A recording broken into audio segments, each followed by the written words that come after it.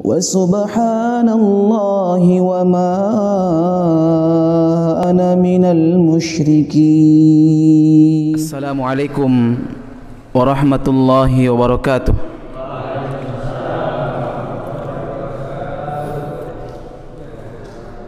إن الحمد لله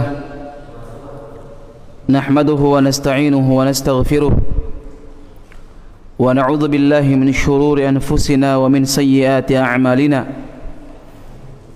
من يهده الله فلا مضل له ومن يضلل فلا هادي له أشهد أن لا إله إلا الله وحده لا شريك له وأشهد أن محمدا عبده ورسوله اللهم صل وسلم على نبينا وعلى آله وأصحابه أجمعين.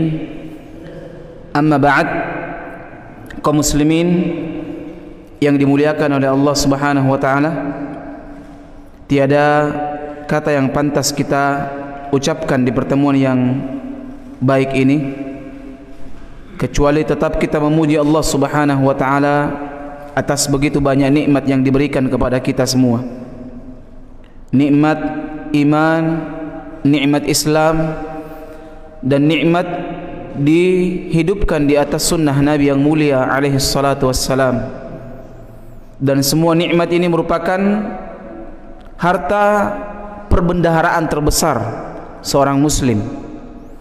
Maka hendaknya seorang muslim merasa bangga atas nikmat Islam dan sunnah ini.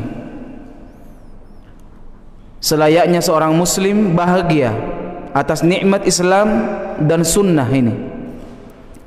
Kemudian setelah kita bahagia, kita bangga dengan nikmat tersebut, kita pun berusaha untuk mensyukuri nikmat tersebut, mensyukuri nikmat tersebut dan berharap kepada Allah, berdoa kepada Allah agar Allah mengistiqomahkan kita semua sampai ajal menjemput kita.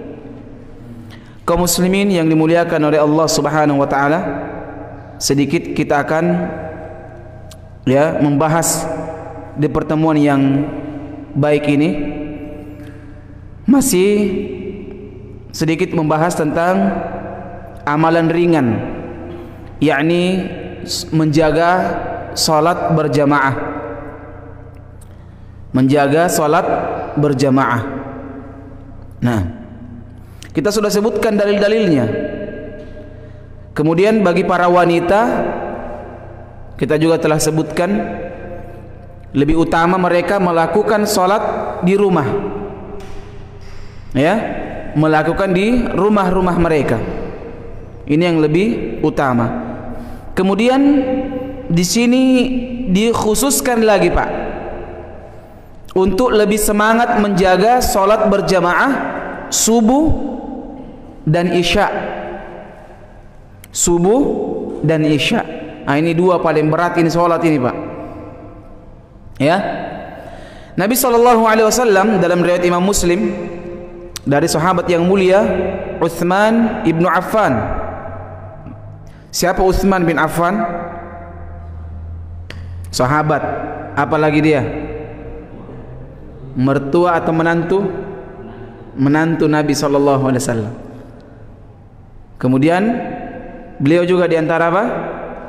Kemuliaannya beliau, diantara kelebihan beliau, cuma beliau menikahi dua anaknya Nabi SAW. Makanya julukannya Dzunnurain, pemilik dua cahaya. Siapa dia? Utsman ibnu Affan. Dia nikahi dulu anaknya Nabi SAW yang pertama, kemudian meninggal, kemudian dinikahkan lagi berikutnya. Ya, ketika itu ada hal lucu, Pak, lucu ketika itu. Anaknya Umar bin Khattab, yakni Hafsah, itu menjanda, umur masih belasan umurnya. Tiba-tiba Umar ini, Pak, mau menawarkan anaknya kepada Abu Bakar Siddiq. Abu Bakar Siddiq diam ketika itu, tidak mau menjawab. Kemudian menawarkan lagi kepada Utsman. Utsman juga diam. Tidak menjawab. Ya, akhirnya dikatakan apa?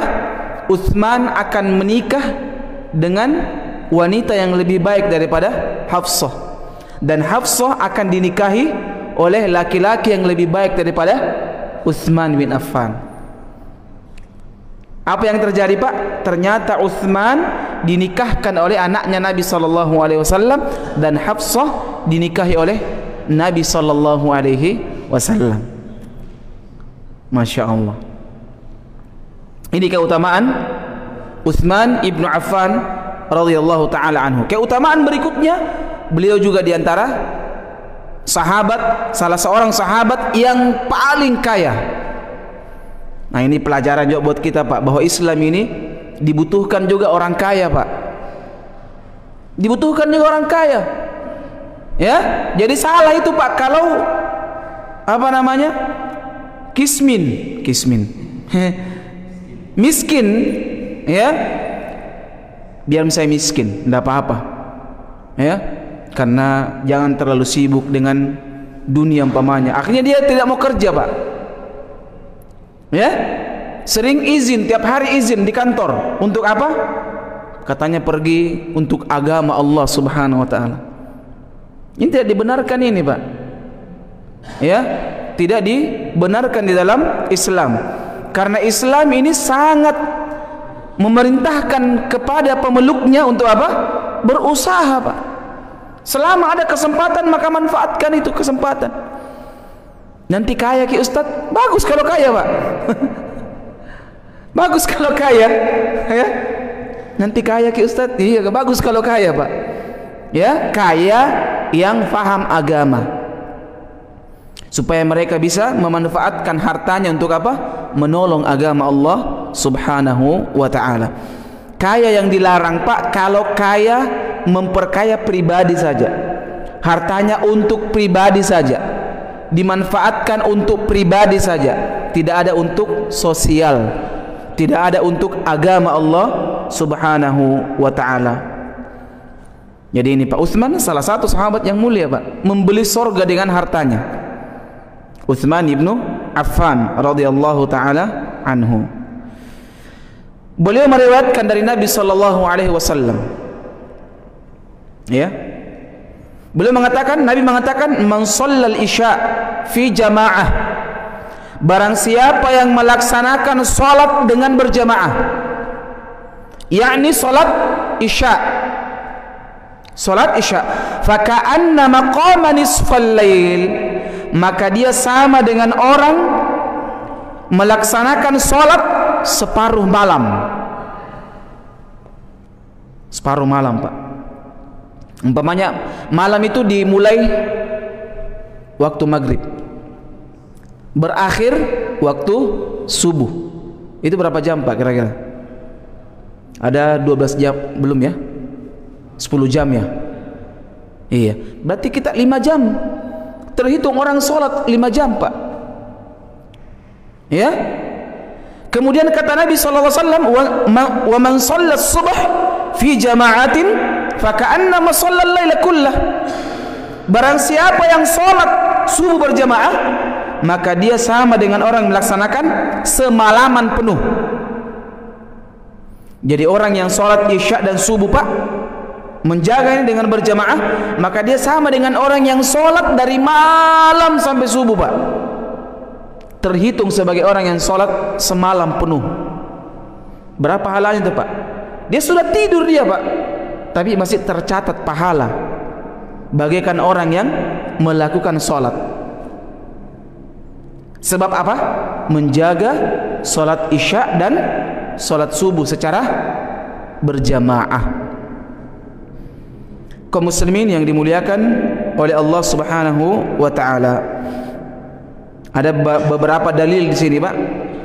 Bahkan Nabi sallallahu alaihi wasallam mengatakan secara khusus, diriwayatkan oleh Imam Bukhari dan Imam Muslim dari sahabat yang mulia Abu Hurairah radhiyallahu taala anhu. Abu Hurairah ini namanya Abdurrahman. Siapa namanya, Pak? Abdurrahman. Ya, lebih dikenal dengan Abu Hurairah radhiyallahu taala anhu. Nabi sallallahu alaihi wasallam mengatakan, walau ya'lamuna ma fi atamah was subuh la atauhuma walau habwa. Nabi sallallahu alaihi wasallam mengatakan, seandainya mereka mengetahui pahala salat isya dan subuh, maka kalian akan melihat mereka mendatangi masjid dalam keadaan merangkak. Biar merangkak Pak, datang itu. Biar dalam keadaan dia sakit umpamanya, sakit kakinya umpamanya, tapi dia lihat pahala subuh dengan isya, maka mereka akan mendatangi masjid walaupun dengan merangkak Pak. Kalau bahasa Makassarnya merangkak, kadangkang. Kadangkang ya Pak. Bahasa Bugis apa Pak? Kadangkang. Hah? Makalolo. Iya, walaupun dengan makalolo dia akan mendatangi masjid walaupun dengan apa? Kadangkang. Atau bahasa Indonesianya merangkak. Kenapa seperti ini Pak? Ini karena kebesaran besar, begitu agung pahala yang Allah Subhanahu wa taala siapkan. Bahkan Nabi sallallahu alaihi wasallam mengatakan dalam hadis yang lain, diriwayatkan juga oleh Imam Bukhari dan Muslim dari sahabat yang mulia Abu Hurairah radhiyallahu taala anhu, Nabi mengatakan, laisa shalah athqala 'alal munafiqin. Tidak ada salat yang paling berat bagi orang-orang munafik. Tidak ada salat yang paling berat bagi orang munafik. Lihat, min salatil fajr wal isya, kecuali salat isya dan subuh. Salat subuh dan salat isya. Kenapa Pak orang-orang munafik dulu? Itu orang-orang munafik dulu Pak, kalau salat isya mulai dia dah hadir. Kenapa? Gelap. Gelap. Subuh juga begitu, gelap. Maka tidak ada yang lihat. Dulu Pak orang kalau tidak berjamaah itu dikenal, ini kayaknya orang munafik ini. Iya. Dulu mudah orang diketahui Pak, dilihat saja berjamaah atau tidak. Kalau zuhur kan kentara Pak, terang. Asar juga, maghrib juga masih kelihatan. Tapi kalau isya sudah mereka mampu sembunyi-sembunyi, tidak hadir sholat. Makanya ini sholat yang paling berat. Ya, maka ini motivasi buat kita semua Pak, agar apa? Agar bersemangat untuk menghadiri salat berjamaah. Nah, kaum muslimin yang dimuliakan oleh Allah Subhanahu wa taala, ini sudah selesai pembahasan salat jamaah. Maka tidak ada lagi ya alasan ya untuk tidak menghadirinya. Kita usahakan Pak, kita beriltizam, berjanji dalam hati kita, bersungguh-sungguh. Apalagi ini Pak, Allah sudah kasih kita nikmat Pak, Allah kasih motor kita Pak. Kira-kira kalau ada orang sekarang tidak punya motor, terus ditanya dia, saya belikan ki motor tapi sholat ki di masjid, mau nggak Pak? Sudah lama dia tidak punya motor Pak, tidak bisa beli motor, cicil juga tidak bisa. Tiba-tiba ada orang kaya bilang, bagaimana kalau saya belikan ki motor tapi jaga sholat berjamaah di masjid, mau nggak Pak kira-kira? Mau Pak. Ya, mau. Ada yang sudah punya mobil Pak di sini, ya kan? Adalah. Begitupun dengan orang yang pakai mobil Pak. Allah tanya, mau nggak saya kasih ke mobil tapi dipakai ke masjid berjamaah? Pasti kita sangat mau Pak. Sekarang Allah sudah kasih. Sekarang Allah sudah kasih. Jangan sampai itu nikmat dimanfaatkan untuk justru untuk memaksiati Allah Subhanahu wa taala, sehingga parkir di tempat-tempat yang tidak sebenarnya, naudzubillahi min dzalik. Ya. Atau lebih banyak dipakai untuk urusan duniawi Pak. Kita tidak larang, kita tidak melarang mobil dipakai untuk urusan duniawi, tidak dilarang Pak. Tapi tolong adil dalam memanfaatkan harta yang Allah Subhanahu wa taala berikan kepada kita. Jangan sampai Pak, jangan sampai ini kita tidak minta-minta. Allah mudah, kun fayakun. Ya, sudah banyak contoh-contoh, bukti-bukti orang yang lebih kaya daripada kita sekejap mata hilang. Sekejap mata Pak, jangan hitung detik, langsung hilang. Siapa dia? Pernah dengar Qarun Pak? Qarun itu bukan simbol, tapi memang ada orangnya, itu Qarun Pak. Makanya sekarang orang bilang harta karung. Harta karung, padahal namanya Qarun, bukan karung. Bukan karung Pak, Qarun. Allah tenggelamkan di bumi Pak, plus dengan hartanya. Ditelan bumi Pak. Bumi siapa yang punya bumi Pak? Allah Subhanahu wa taala. Allah mau tenggelamkan kita semua ini Pak, bisa Pak. Sudah ada contoh kan? Likuifaksi. Ada yang sudah pernah ke Palu Pak. Saya ke Palu sepekan setelah kejadian. Adakan tablik akbar di Palu waktu itu. Saya setelah tablik akbar, saya dibawa jalan-jalan Pak. Jalan-jalan, pergi melihat langsung itu daerah yang terkena likuifaksi Pak. La haula wala quwata illa billah. Ini orang Pak, ada yang saya temani fulan ini lahir di situ Pak. Lahir sampai dia tua di situ 30 tahun. Saya tanya, seberapa besar perubahan tempat ini? Dia bilang, ini tempat saya tidak kenali Ustaz. Dia tidak kenali. Tempat yang baru dia lihat, seakan-akan tempat yang baru dia lihat. Padahal saya lahir di sini, saya besar, dia sampai 30 tahun di sini Pak. Berubah seketika Pak. Ya, luar biasanya lagi Pak, luar biasanya. Itu tempat turun sampai sekitar ada 3 meter ke bawah Pak. Rata semua satu kampung itu Pak, satu perumahan. Itu sekitar 500 kakak Pak. 500 kakak langsung tenggelam, hilang tanpa bekas. Berganti dengan pohon kelapa dan jagung. Coba lihat Pak, berganti dengan pohon kelapa Pak. Saya tanya ini orang, ini anak, ini pohon kelapa ada enggak? Dia bilang, saya tidak tahu ini dari mana ini pohon kelapa Ustaz. Saya tidak tahu pohon kelapa, pohon jagung ini saya tidak tahu dari mana ini. Ini rumah juga, ada rumah di situ Pak, tingkat 2, lantai 2 Pak, rumah. Itu sisa tingkat atasnya saja yang utuh, di bawah enggak ada. Saya tanya ini rumah dari mana? Dia bilang, ini rumah kami tidak tahu dari mana ini rumah. Tidak ada orang yang punya rumah seperti ini di sini. Tiba-tiba ada di sini. Coba lihat likuifaksi. Allah sudah memberikan kabar kepada kita, kasih lihat langsung bagaimana Allah menenggelamkan Qarun dahulu. Karena sekarang kan manusia begitu Pak, dia lihat baru percaya. Jatuh pina doang. Ayo, orang Bugis Makassar kan begitu Pak. Jatuh pina doang katanya. Tenan jatuh jen apa doang. Pasti merah kalau udang Pak. Coba dimasak, tidak ada tuh udang kalau dimasak jadi putih, merah langsung itu Pak. Beginilah Allah perlihatkan. Ya, kalau Allah Subhanahu wa taala seketika mampu, jangankan satu tempat, satu kampung Pak ditenggelamkan oleh Allah Subhanahu wa taala. Nauzubillahi min dzalik. Dan semoga kita tidak berharap terjadi di negeri kita Pak, di tempat kita, tapi cukup kejadian di belahan bumi yang lainnya ini membuat kita takut Pak. Seharusnya kita takut, jangan sampai kita tidak mengambil pelajaran ini. Nauzubillahi min dzalik. Allah akan berikan.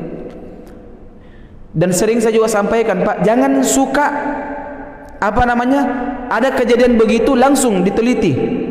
Ini kayaknya penyebabnya, tidak usah. Jangan begitu, langsung kita katakan apa? Ini kehendak Allah Subhanahu wa taala yang untuk menjadi pelajaran buat kita semua. Ya, kayaknya Makassar tidak bisa Ustaz. Kenapa? Ada ini. Tidak ada Pak. Tidak ada jaminan. Ya, tidak ada jaminan. Wa may yu'manu makrallahi illal qaumul kafirun. Tidak ada yang bisa merasa aman dari apa yang Allah takdirkan kecuali orang-orang kafir, Pak. Makanya kalau kita orang beriman harus kita yakini takdir Allah Subhanahu wa taala dan ingat innallaha syadidul iqab.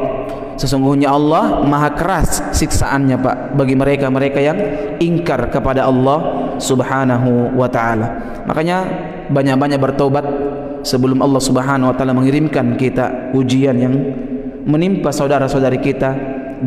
Sekarang, Pak, ini kita dikepung dengan bencana, Pak.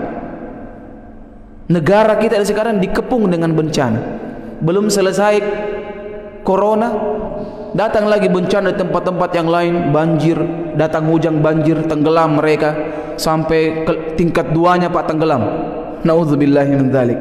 Ya, ada di belahan yang lain kebakaran lagi, kepanasan. Ya, dan berbagai macam bentuk yang lainnya. Jangan suka cari kambing hitam, Pak. Ini terjadi karena dosa.